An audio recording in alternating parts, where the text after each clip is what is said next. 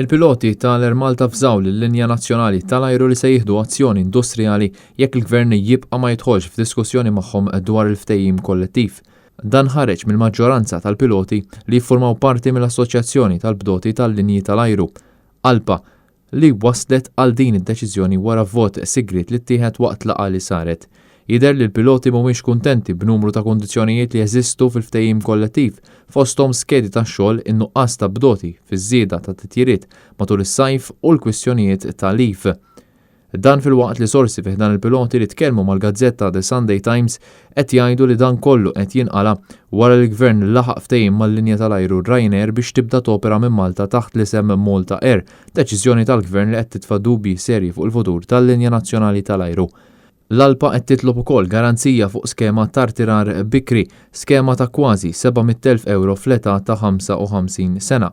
Il-piloti qed jitolbu li din is-somma tiġi mħallsa anke jekk tfalli l-Air Malta.